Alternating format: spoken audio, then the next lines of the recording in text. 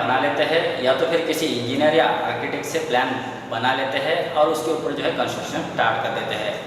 लेकिन बाद में पता चल जाता है कि इस प्लान में जो है काफ़ी गलतियां हैं। लेकिन कंस्ट्रक्शन स्टार्ट होने के बाद अब उसके लिए कुछ भी ऑप्शन नहीं बचता है, तो इसकी वजह से उनका जो है काफ़ी समय भी खराब हो जाता है और उनका जो कीमती प्लॉट है वो भी बेकार हो जाता है और उन्होंने जो उसके ऊपर जो कंस्ट्रक्शन के ऊपर जो खर्चा किया है वो भी वेस्ट चला जाता है। इसका मेन रीज़न है कि बेसिक जानकारियाँ जो होनी चाहिए घर के प्लानिंग के बारे में वो जो है उनको पता नहीं होती है और फिर भी वो घर का प्लान बना लेते हैं या तो फिर बनवा लेते हैं और कंस्ट्रक्शन स्टार्ट कर देते हैं। तो आज की वीडियो में हम ऐसी 10 बातें देखने वाले हैं जो काफ़ी इम्पोर्टेंट है और सारी की सारी बातें जो है आपको जानना बहुत ज़रूरी है अगर आप घर का प्लान कर रहे हैं। अगर ये 10 बातें आपको पता चल जाती है या तो फिर ये 10 बातें अगर आप समझ लेते हैं और इसके बारे में आपको थोड़ी बहुत जानकारी पता चल जाती है तो फिर आप खुद से ही घर का प्लान बना सकते हैं या तो फिर किसी इंजीनियर या आर्किटेक्ट से प्लान बनवाकर उसके ऊपर जो है कंस्ट्रक्शन स्टार्ट कर सकते हैं और काफ़ी नुकसान से बच सकते हैं। लगभग सारी की बातें जो है काफ़ी इंपॉर्टेंट है, लास्ट तक वीडियो को ज़रूर देखिए। हो सकता है कुछ बातें जो है आपको पता हो लेकिन काफ़ी बातें जो है आपको पता नहीं है और इसकी वजह से ही आपका बहुत बड़ा नुकसान हो सकता है। तो फ्यूचर में अगर आप कंस्ट्रक्शन करना चाहते हैं या घर का प्लानिंग करना चाहते हैं तो ये बातें आपको जानना बहुत ज़रूरी है। मेरा नाम डीके लोनकर है और मैं आपके लिए नए नए प्लान्स, नए नए डिज़ाइन और उसी के साथ साथ में होम डिज़ाइन के बारे में हर तरह की जानकारी इस चैनल पर लाने की कोशिश करते रहता हूँ। लगभग 10 साल से हम यह प्लानिंग का और डिज़ाइनिंग का काम कर रहे हैं। हमारे एक्सपीरियंस के आधार पर ही ये 10 पॉइंट जो हमने निकाले हैं जो आपको जानना बहुत ज़रूरी है। तो चलिए स्टार्ट करते हैं। सबसे पहला और फर्स्ट पॉइंट जो है हमारा लोकेशन एंड डायरेक्शन। हमको जो है हमारे प्लॉट का लोकेशन जानना बहुत ज़रूरी होता है अगर हम घर का प्लानिंग कर रहे हैं, क्योंकि डॉक्यूमेंटली तो है आपको घर का लोकेशन पता चल जाता है, प्लॉट का लोकेशन पता चल जाता है, लेकिन आपको जो है कंस्ट्रक्शन अगर स्टार्ट करना है या घर का प्लान बनाना है तो आपको एक्चुअल साइट पर जाना चाहिए और वहाँ पर हमारे प्लॉट का लोकेशन कैसा है और प्रॉपर जो डायमेंशन है वो राइट है या नहीं, जो डॉक्यूमेंट में जो डायमेंशन दिख रहा है वो परफेक्टली है या नहीं, ये हमको चेक करना चाहिए, क्योंकि बहुत सारे प्लॉट जो है काफ़ी कम भर जाते हैं एक्चुअल साइट पर।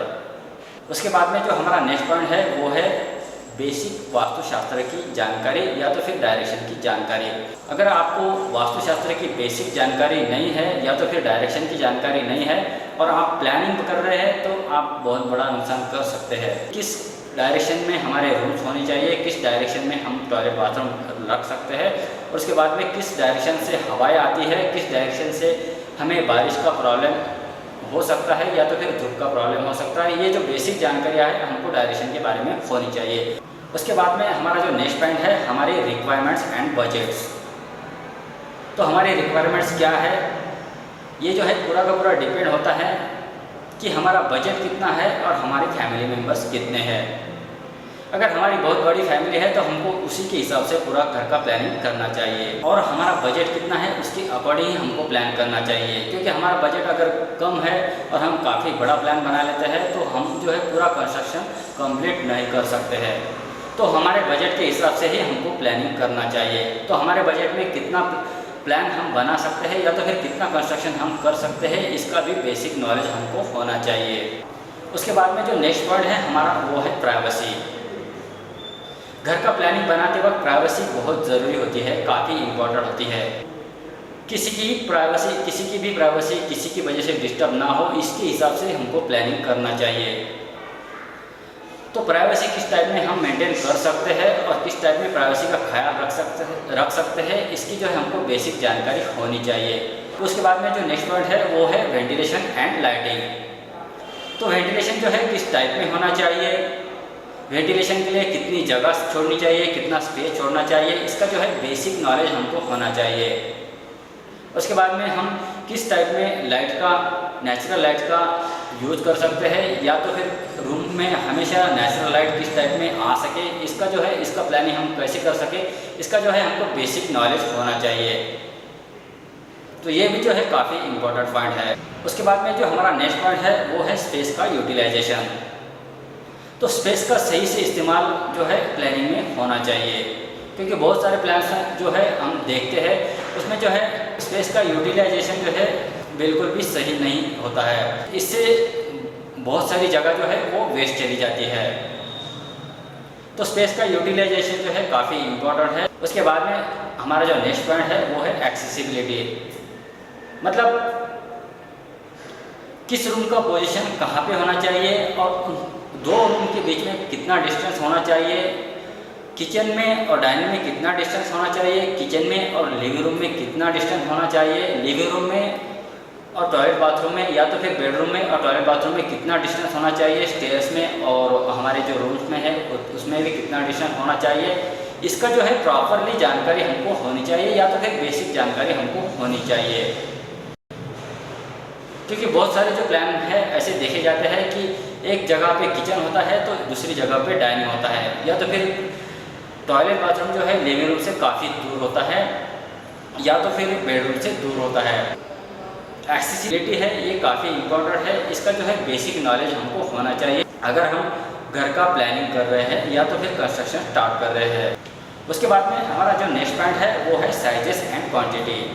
तो रूम की साइजेस क्या होनी चाहिए, बेडरूम का साइज़ क्या होना चाहिए, स्टोर रूम का साइज़ क्या होना चाहिए, किचन का साइज़ कितना होना चाहिए, उसके बाद में डाइनिंग का साइज़ कितना होना चाहिए, लिविंग रूम का साइज़ कितना होना चाहिए, इसका जो है बेसिक नॉलेज हमको होना चाहिए। उसके बाद में ही हम खुद से ही घर का प्लान बना सकते हैं या तो फिर किसी इंजीनियर या आर्किटेक्ट से प्लान बनवा सकते हैं। उसके बाद में हमारा जो नेक्स्ट पॉइंट है वो है हमारा स्टोरेज। ये जो है स्टोरेज जो है काफ़ी इम्पोर्टेंट है, क्योंकि बहुत सारे जगह पे हम देखा जाता है कि स्टोर रूम के लिए कोई भी जगह नहीं दी जाती है। तो स्टोर रूम के लिए कहाँ पर जगह होनी चाहिए और स्टोर रूम कितना बड़ा होना चाहिए, इसका जो है हमको बेसिक नॉलेज होना चाहिए। उसके बाद में हम किचन के लिए स्टोर रूम कहाँ रख सकते हैं और किचन के लिए स्टोर रूम का साइज़ क्या रख सकते हैं, इसका भी हमको बेसिक नॉलेज होना चाहिए। उसके बाद में हमारा नेक्स्ट पॉइंट है और लास्ट पॉइंट जो है काफ़ी इम्पोर्टेंट पॉइंट है, वो है स्टेयर्स का पोजीशन एंड स्टेयर्स का साइज। क्योंकि बहुत सारे प्लान्स हम देखते हैं कि उसमें जो है स्टेयर्स का जो पोजीशन है वो सही से नहीं दिया जाता है, इसे जितनी जगह छोड़नी चाहिए वो वहाँ पर नहीं छोड़ी जाती है। तो स्टेयर्स के लिए कितनी जगह होनी चाहिए, उसके बाद में स्टेयर्स का पोजीशन क्या होना चाहिए, अगर हम रेंट के हिसाब से प्लान कर रहे हैं तो स्टेयर्स का पोजीशन कहाँ पे होना चाहिए, या तो फिर हम खुद से ही प्लान बना रहे हैं, खुद के लिए प्लान बना रहे हैं या तो फिर डुप्लेक्स हॉल बना रहे हैं, तो उसके हिसाब से स्टेयर्स का पोजीशन क्या होना चाहिए और स्टेयर्स का डायमेंशन क्या होना चाहिए, इसका जो है बेसिक नॉलेज हमको होना चाहिए। तो ये जो पूरे के पूरे 10 पॉइंट है ये काफ़ी इम्पोर्टेंट थे। अगर ये पूरे के पूरे 10 पॉइंट के बारे में अगर आपको थोड़ी बहुत जानकारी है और बेसिक नॉलेज है तो आप खुद से ही घर का प्लान बना सकते हैं या तो फिर किसी इंजीनियर या आर्किटेक्ट से प्लान बनवाकर वर्क स्टार्ट कर सकते हैं। लेकिन ये बेसिक जानकारी अगर आपके पास नहीं है तो आप खुद से ही प्लान बिल्कुल भी ना बनाएं। तो ये सभी के सभी जो पॉइंट्स हैं इनके ऊपर हम एक एक वीडियो बनाने वाले हैं। अगर आप पहली बार हमारे चैनल पर आए हैं तो चैनल को सब्सक्राइब जरूर कीजिए। वीडियो अगर आपको पसंद आता है तो वीडियो को लाइक और शेयर जरूर कीजिए। आपके शेयर से किसी की मदद हो सकती है तो वीडियो को शेयर भी जरूर कीजिए। तो इस वीडियो को देखने के लिए आपने जो आपका कीमती समय दिया है उसके लिए आपका बहुत बहुत शुक्रिया, बहुत बहुत धन्यवाद। तो अभी के लिए इतना ही, मिलते हैं नेक्स्ट वीडियो में।